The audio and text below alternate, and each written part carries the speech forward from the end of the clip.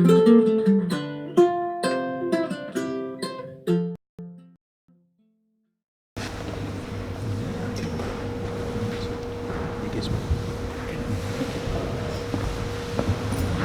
good afternoon everyone. I'm not sure how you all feel about giving up the hottest day of the year to sit in here and listen to us all chat. Although I haven't been outside for lunch, I can vouch for the fact that this medieval air conditioning of open space and stone walls is working incredibly well. It's lovely in here compared to outside. I'm also conscious that we're after lunch, so I'll try not to take any snoring personally. I'm Matthew Lewis. I'm the author of biographies of King Richard III and also of his father, Richard, Duke of York, along with books about the Wars of the Roses and the earlier medieval periods. I'm here today at the joint Richard III Society and Mortimer Society conference to talk first about Richard, Duke of York, as a Marcher Lord. He inherited through his mother the Mortimer claim to the earldom of March and the lands and wealth that went with that, and also their putative claim to the throne. This was partly what allowed Richard to become a successful political and financial powerhouse. In the mid-15th century, the Duchy of York had actually been left in a very poor financial state by Richard's uncle Edward, and the earldom of March effectively bailed the Duchy of York out. But along with that came a lot of the suspicion and fear that the Mortimer claim to the throne had previously carried, and all of that became focused on Richard. And as the young King Henry VI remained childless for a longer and longer period of time, the fear and suspicion that surrounded Richard, Duke of York, increased, and that was added to by the fact that he carried the Mortimer inheritance to the throne as well as the Yorkist claim. But I'm here first today to talk about Richard III's father, Richard, Duke of York, a fairly well-known figure in the Wars of the Roses. But when I wrote a biography of him, it was really because I think he's often been viewed as a very one-dimensional figure. He's the ruthless foil to the disinterested Henry VI, whose lust for power eventually dragged England into the Wars of the Roses. And I'm always wary of these kind of Hollywood-style one-dimensional figures from history. They've generally been flattened out to serve some moral purpose in a story, and giving them back those extra dimensions can often reveal a very much more interesting story. I found Richard, Duke of York, to be a much deeper character than he's often allowed to be in the histories and the stories. His sense of exclusion in the 1450s begins to make far more sense if you appreciate the contributions that he had made to the Lancastrian regime up to that point, but also the reasons that he was held in such suspicion and what he was hoping to achieve. And I think suspicion has been a byword for this morning, and we're going to continue that theme very much into this afternoon. This is all about suspicion and fear of what might be.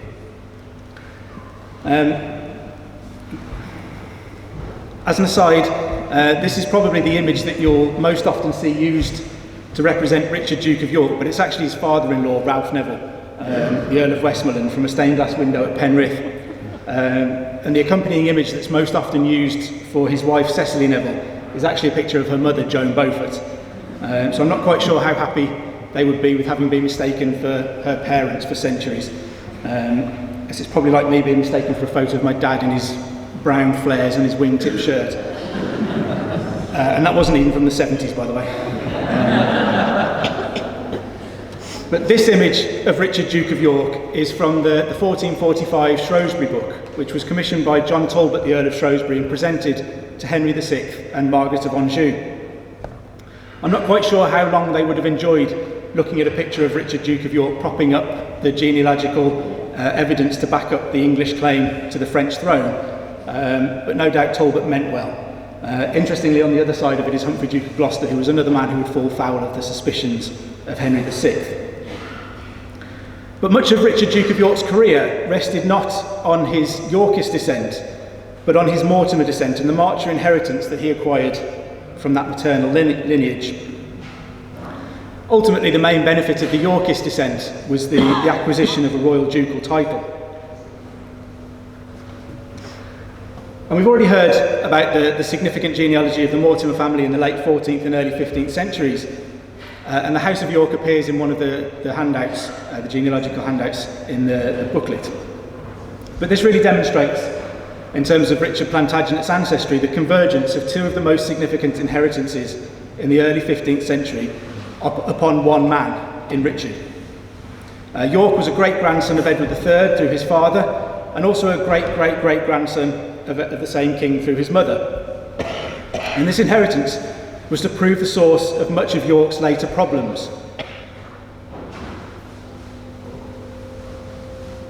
The first significant inheritance that devolved on Richard was that of his uncle, Edward, the second Duke of York, in 1415, when Richard was just 4. Edward was probably born around 1373, the oldest son of Edmund of Langley, the first Duke of York, who was himself the 4th surviving son of Edward III. Edward grew close to Richard II, and he was created Duke of Ormond in 1397, and in the same year he was made Constable of England in a grant that described him as the King's brother. The French commentator Jean Creton believed that the king put more trust in him than in all his friends, and by his counsel was the whole of the other defeated and set aside. The Great Chronicle of London records Sir William Bagot giving evidence to Parliament of Edward's closeness to the former king and to the throne. And Bagot explained that once at Lichfield, Richard II had openly stated that he had no desire to remain king any longer than it took him to restore the honour of the crown, adding that the king had told him if he were to renounce it, the most able, wise and powerful man to whom he would renounce it would be the Duke of Ormond, which was Edward. And he asked me if I agreed. I said by my troth that I knew well enough that the people would not obey him. Bagot then claimed, possibly somewhat diplomatically, that he had named the Duke of Hereford, who was by then King Henry IV, as his own preferred option. Though he also stated that King Richard II had warned that if he becomes king, he will be as wild a tyrant to Holy Church as ever there was. That Edward might have been viewed at this point as a viable heir to Richard suggests that the House of Lancaster may well have viewed their Yorkist cousins with suspicion right from the beginning.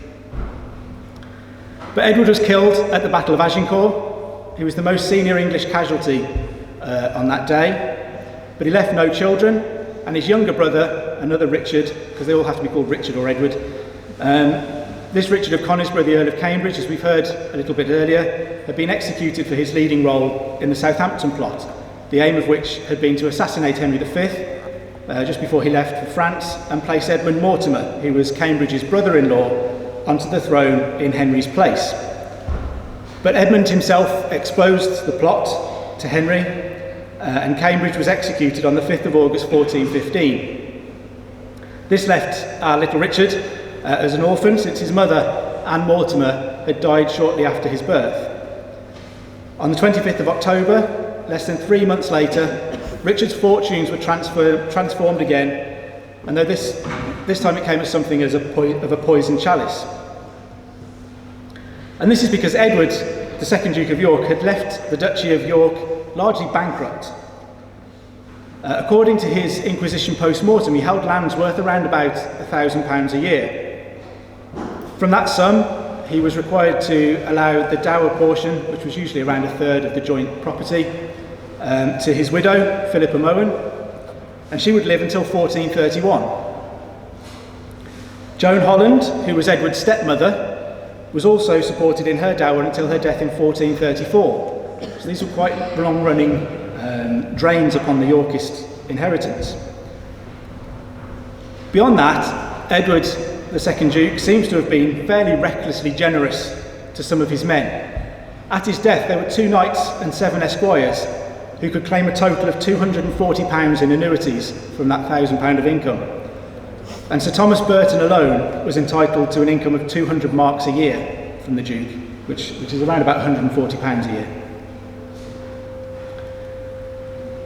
In 1433, Richard was given 2 years, having reached his majority, in which to pay off his uncle's not insubstantial debts, to resolve the annuities that were draining his income, and to complete his uncle's building projects at Fotheringay, including the college at St Mary's and All Saints Church.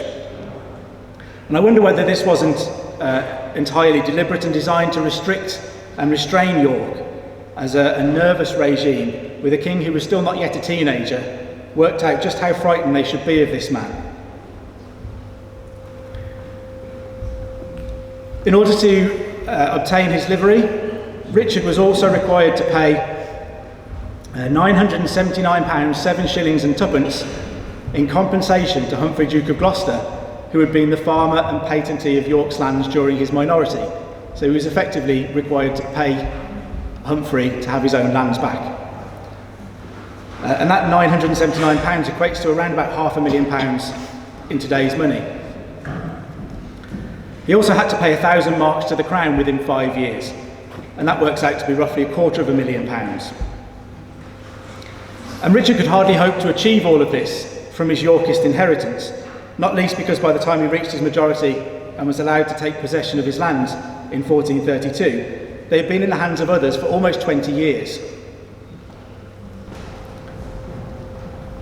The reason that Richard, Duke of York, was able to pursue a successful career and become one of the wealthiest and most powerful men in England had less to do with the Yorkist inheritance and far more to do with his maternal Mortimer inheritance. The earldom of March sat amongst York's clutch of titles, but it was the one that bailed out the Duchy of York. What the Mortimer inheritance gave York was everything that he lacked in his own duchy: a solid block of territory from which to operate, as opposed to the dispersed York lands, a financially viable, even buoyant portfolio of property to prop up the Yorkist debt-ridden collection. His Welsh lands seem to have been largely unharmed during the Owen-Glendower uprising, perhaps because of the alliance forged between Sir Edmund Mortimer and Owain, which meant that their lands weren't attacked in the same way as some other English landowners were. When Edmund Mortimer, the 5th Earl of March, died in 1425, his Inquisition post-mortem reveals exactly what York was to gain. For a start, it was 80 pages long, as opposed to the 10 pages that had made up Edward, Duke of York's Inquisition post-mortem. But he had income in Herefordshire and the Marches alone, excluding Welsh properties and properties in the east around the Honour of Clare. So his income in Herefordshire and the Marches alone totalled £1,306 twopence, because apparently twopence seemed to be very important at the end of it. And that's to be compared to York's entire worth in 1415 of £1,000. Much of Richard, Duke of York's paperwork, unfortunately, doesn't survive. It was perhaps lost or taken or destroyed right here when the castle was ransacked in 1459. And the only real paperwork of his that we have surviving is 2 of his valors, which were medieval tax returns. The second is only partial, but the first comes from Michaelmas 1442 to Michaelmas 1443. And this falls during York's time as Lieutenant General in France. And it paints an interesting picture of his Mortimer inheritance. He had a gross income from those lands now approaching £5,600 from the Welsh and Marcher lands. This was approximated because some of his income was estimated. There were deductions made from that of £945, 13 shillings and 10 pence for annuities, wages and fees. He also claimed £370 and 6 shillings spent on repairs to his lands and properties. But this left him with a net income after tax of around £4,300. And that's equivalent today to about 2.75 million. We can add to that a further £3,692 in unpaid arrears that are recorded in that valor. So that York's income, just from his Welsh and Mortimer lands was approaching £9,000, which is the equivalent to £5.75 million in today's money, or in medieval times, the equivalent to about 822 years of wages for a skilled tradesman.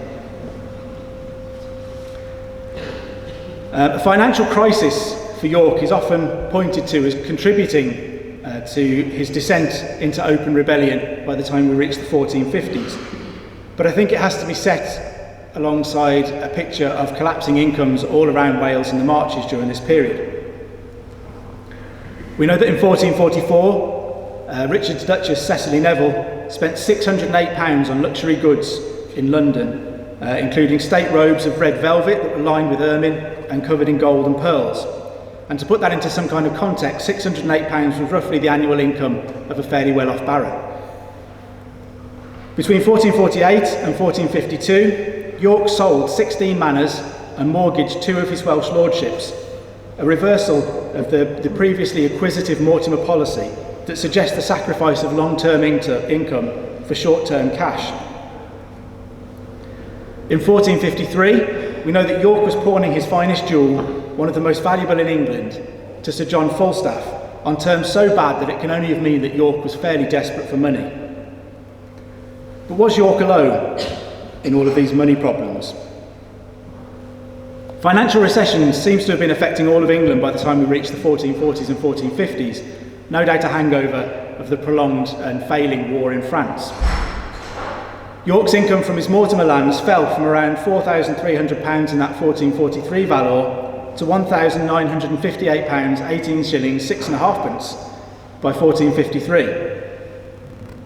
But by 1449, royal income had also dropped to around £5,000. Humphrey Stafford, the Duke of Buckingham, saw his own marcher incomes from Brecon, Hay and Huntingdon fall from £1,014 in 1448 to £515 for the whole of the 3 years between 1453 and 1455. William Herbert would, when he came to the marches between 1465 and 1468, take an average profit of £488 a year from his lordships in the marches. And I suspect that at least part of the real issue here was to do with absentee marcher lords. York had spent a long time in France. Buckingham was at court at Henry VI's side. The marcher lords had traditionally ruled with an iron fist and been on the ground to deal with their properties. The space that was provided by absentee landlords might well have contributed to some of this decline in income. In fact, it's possible that the state of royal finances contributed far more to the country's problems in York's rise than as a potential solution. As we've seen, by 1449, royal revenue stood at around £5,000. We know that in 1433, royal household costs had been around £13,000 a year. By 1449, these had spiralled out of control to £24,000, almost 5 times the Crown's annual income. In 1452, Parliament would state that the royal debt stood at £372,000, and that's a fairly eye-watering £169.5 million in today's money. It had kind of reached the point where suppliers were refusing to provide Henry with meat and things for his court because they weren't getting paid. So in trying to solve this problem, which was largely created by this perfect storm of failure in France and the open-handed generosity of Henry VI, York tried to restrict the household expenses to levels that they had been during the reign of Henry V. Margaret of Anjou, Henry's queen, took exception to this, adding fuel to the fire of mistrust between the two.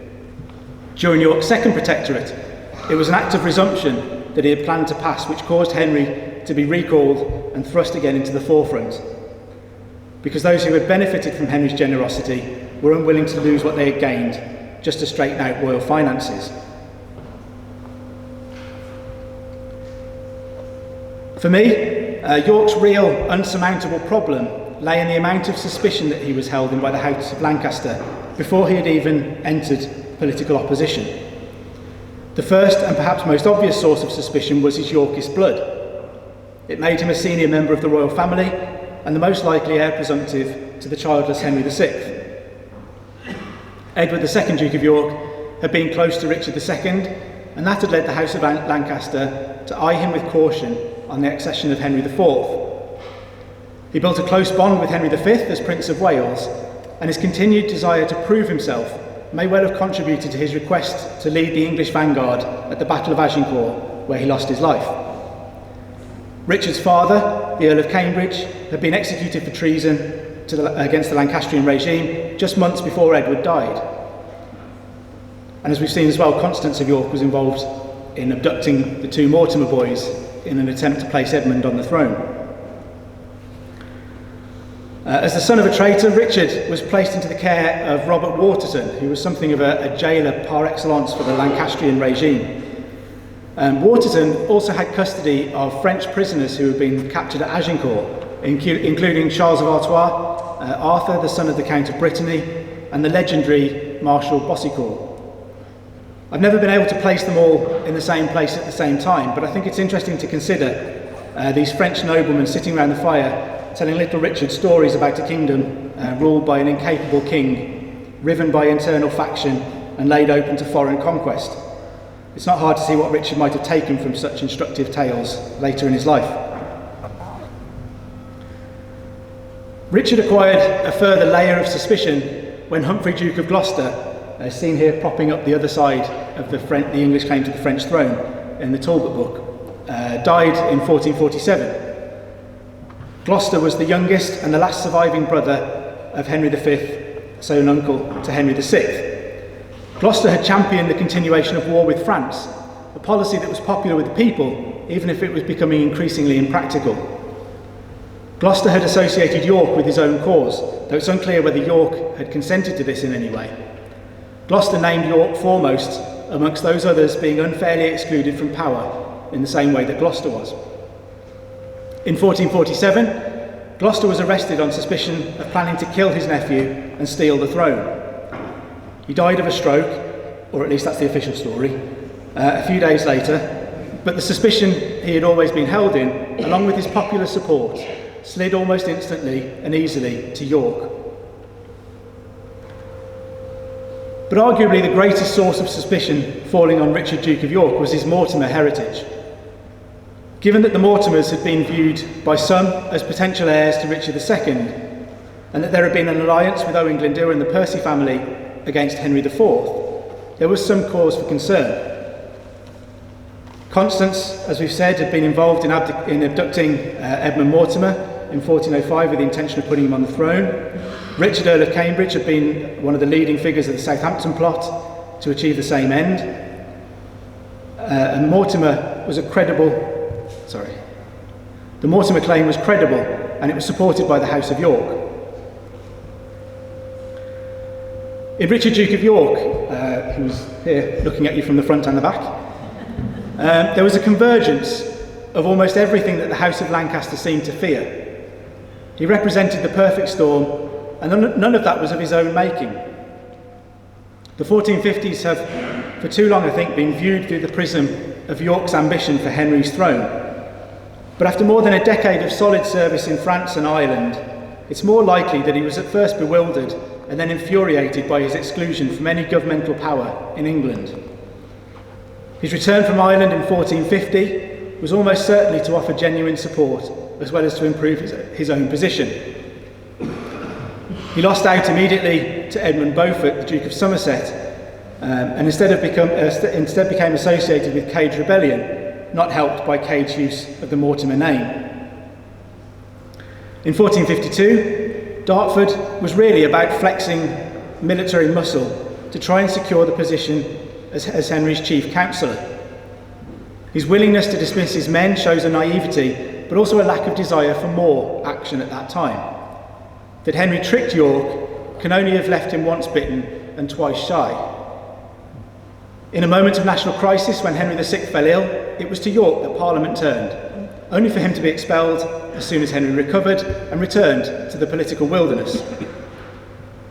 Ludlow increasingly became a safe haven to which York could retreat in safety, surrounded by loyal Mortimer lands and tenants.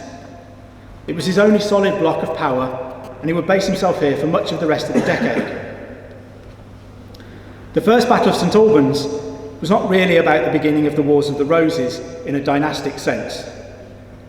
York had the injured Henry at his mercy after the battle, but rather than widen the cut in his neck, York fell to his knee and pledged his allegiance to the king.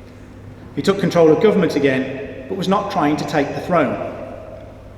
The Second Protectorate was ended by York's attempts to correct royal finance, and his attempts at government had always been inclusive and even-handed.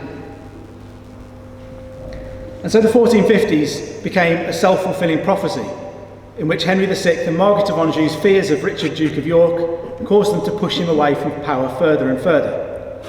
Unfortunately for them, York had Ludlow to cradle him in his disaffection. In 1459, York mustered his power here and moved out southwards to Worcester before turning east towards London. It seems likely that he planned another attempt to seize power in the same way that he had tried at Dartford 7 years earlier. But as they left Worcester, news arrived that Henry was approaching at the head of a much larger army. York and his own army turned tail and retreated back to Ludlow, possibly hoping that Henry would not seek to attack York in his home, but the royal army kept on coming. Confronted by the prospect of actually fighting against the king and his army, an act of treason that I would argue was different to what had happened at St Albans, York, Salisbury, Warwick, Edward Earl of March and Edmund Earl of Rutland chose discretion as the better part of valour and withdrew. It's a hard decision to understand without appreciating the unappealing alternatives that were open to them. If they fight Henry and lose, they'd be executed as traitors. If they fight Henry and win, it might do no more than St Albans had. And if Henry was killed, it could complicate matters even further. Their men may well not have been willing to fight against the king, leaving them dangerously exposed and probably dead as traitors. At least by leaving, they spared their men and lived to fight another day. The Parliament of Devils attainted them all, leaving York without a title or a scrap of land to his name or to leave to any of his sons. It was at this point, backed into a corner, or at least into Ireland, and left with nothing else to lose, that York finally placed a hand symbolically on Henry's throne when he returned to England in late 1460. York's claim was met by a stunned silence. He was encouraged to place it formally before Parliament. He began by reminding his audience of the line of descent from Henry III, not least because the House of Lancaster had originally, on their accession, disingenuously tried to claim that Edward I had not been Henry III's oldest son in order to justify Henry IV's usurpation. Richard detailed his descent via the House of York, but seemed to place far more weight on his mother's line. The Parliament rolls describe him detailing his Mortimer lineage by saying which Roger, Earl of March, had issue and lawfully fathered Edmund, Earl of March, Roger Mortimer, Anne and Eleanor, which Edmund, Roger and Eleanor died without issue, and the said Anne, joined by the sacrament of matrimony to Richard, Earl of Cambridge, the son of the said Earl Edmund of Langley, the fifth-born son of the said King Edward, as detailed above, had issue and lawfully bore Richard Plantagenet, commonly called Duke of York. This is also, interestingly, the first written use of the name Plantagenet that we have in history. It must have meant something by that point for Richard to use it, I guess, but it's the first time we have it written down as the name, the royal surname of that ruling house. Richard also stressed his descent from Edward III's second surviving son, rather than Edmund, 1st Duke of York. The Parliament rolls go on to record that Richard added, to which Richard, Duke of York, as son of Anne, daughter of the Roger Mortimer, Earl of March, son and heir of the said Philippa, daughter and heir of the said Lionel, the third-born son of the said King Edward III, the right title, royal dignity and estate of the crowns of the realms of England and France, and the lordships and land of Ireland, of right, law and custom, pertain and belong before any issue of the said John of Gaunt, the fourth-born son of the same King Edward. So it was descent in the female line, in fact twice over, but then the English claim to the French throne was also based on a similar principle. The bottom line here was that York claimed the throne as a Mortimer rather than as a member of the House of York. There actually followed a fairly amusing game of hot potato as everyone passed this question around between the sergeants at law and the judges and the House of Commons and the House of Lords, with no one wanting to provide an answer in case it turned out to be the wrong one. But the Act of Accord was the compromise that was reached, and essentially it pleased nobody. It made York heir to Henry VI, forcing him to defer his claim, and dispossessing Henry's son, which his Queen Margaret was not going to take lying down.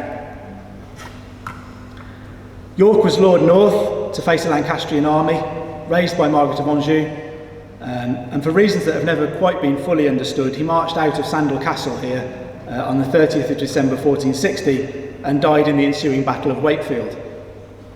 I think the explanation that makes the most sense to me is found in an English chronicle, and it explains that Baron Neville, who was part of the kind of other half of the Neville family from Warwick the Kingmaker, came to York and asked for permission to raise thousands of men to support York. York willingly gave it, and when Baron Neville arrived with about 5,000 or 6,000 men, York felt that the numbers had been tipped in his favour and led his army out. But as soon as they were outside the gates of Sandal Castle, Baron Neville turned on York and joined the Lancastrian army, and they were thoroughly defeated. If that was the case, I think it demonstrates a lack of political sophistication that had dogged York's career, and that would also be a weakness in his younger son, Richard III. But it was Ludlow and the Welsh marches, the Mortimer Inheritance, that had made York the financial, political, and ultimately the dynastic powerhouse that he was. It was a convergence beyond his control, but which few monarchs could have tolerated, let alone one as ineffectual as Henry VI. Much of the opposition to York was left to the Dukes of Somerset, who were utterly reliant on Henry's patronage. And I tend to say that the problem was that York was really too weak to succeed but too strong to fail. His weakness lay in his connections, or lack of them, but his strength lay largely here at Ludlow, a town that was sacked for its support of him, but which would nurture his grandson and his great-grandson. York called himself a Plantagenet, but he was really much more of a Mortimer. Thank you very much for listening.